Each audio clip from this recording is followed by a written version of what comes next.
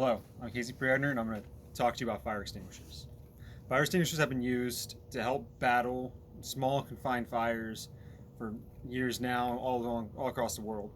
Fire extinguishers come in a variety of different shapes and sizes. I have two right here that come in two different smaller sizes. As they go, and they range from these up to what we have as wheeled fire extinguishers. They can be up to 350 pounds, and you would use a hose that would come with them.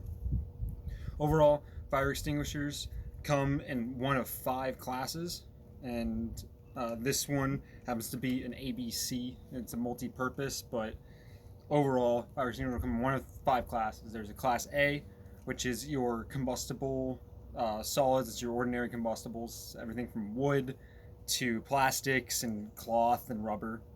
And then you have your class Bs. Class B will be your flammable liquids. These are any type of petroleums, paints, any type of greases or oils. Your class Cs are what we call electrical, so anything involving a plug or an outlet, and that will be using specific types of halon and CO2 extinguishers. Class D is flammable metals. These are your potassiums, your magnesiums, your lithiums, and other flammable metals that go and ignite when they have heat. And those use a special type of dry powder, to extinguish them. And finally, you have your Class Ks. Class Ks are meant for a kitchen or a commercial or residential, and they're meant for more animal fats and animal oils, with fires relating to those.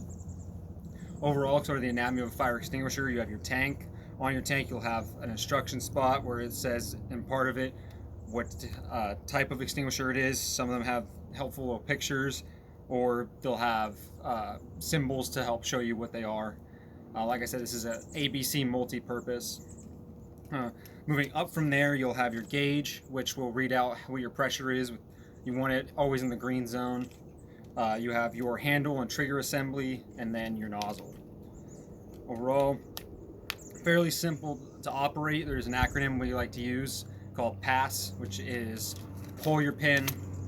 You're going to aim your nozzle where you want. You're going to then squeeze your trigger, and you want to sweep back and forth with the nozzle at the base of the fire. Overall, when wanting to maintenance or take care of a fire extinguisher, because you always want to take care of it, one trick, aside from a visual inspection, which you should do every month if possible, is to flip the extinguisher upside down. And what happens is the agent in here actually will cake to the bottom, and so you want to take the palm of your hand or a rubber mallet, and you want to firmly, but not too hardly, tap on the sides. And what this does is it helps release it. You can even tap on the top of it, and this will help kind of break up that agent from caking at the bottom and distribute it back through the entirety of it.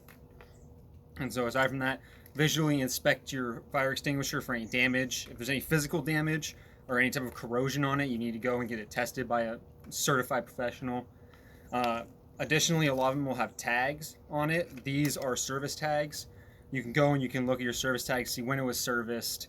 You should go, if there's any type of physical damage or corrosion, get it serviced immediately. If you use it, you should go and get it serviced. Other than that, generally they might have some type of expiration date on them, that you want to service them again after expiration, or every few years you can get them serviced. Finally, any type of rechargeable fire extinguisher will have a hydrostatic test date that is on the back.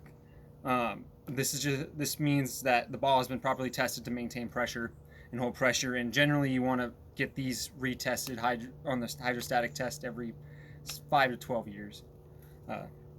This one I'm holding is actually needs to be retested this year. That is the basics of fire extinguishers. Thank you for being with me.